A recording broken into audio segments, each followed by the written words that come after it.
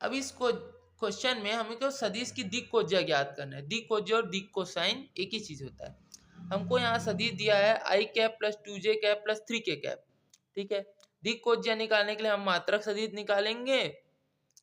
जब हम मात्रक सदिश ज्ञात कर लेंगे तो उससे हमको दिक् कोज्या समझ में आ जाएगी। जैसे कि ए सदिश दिया हुआ लिख लिए, उसका मॉड निकाले तो 1 का स्क्वायर 1, 2 का स्क्वायर 4, देन 3 का स्क्वायर 9, तो अंडर रूट 1 प्लस 4 प्लस 9 हो गया 10 प्लस 14, अंडर रूट 14 हमको मिल गया।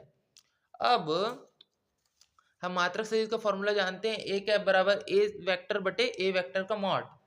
तो हम सदिश ए वेक्टर रख देंगे और उसका मॉड रख देंगे।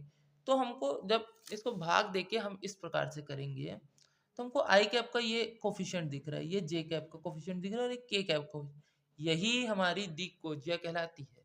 दिए गए सदिश की दिक् कोज्या 1 by under root 14, 2 by under root 14, 3 by under root 14, ठीक है। तो हमको यहाँ पे दिक् कोज्या मिल गई। तो दिक् कोज्या के लिए हमारे सिंपल तरीका ये है, किसी भी सदिश की दिक् कोज्या ज्ञात करनी हो तो हम उसका यूनिट वेक्टर निकालेंगे। यूनिट वेक्टर में आई जे और के कैप की जो कोफिशिएंट है वही दिक् कोज्या दिक् कोसाइन कहलाते हैं।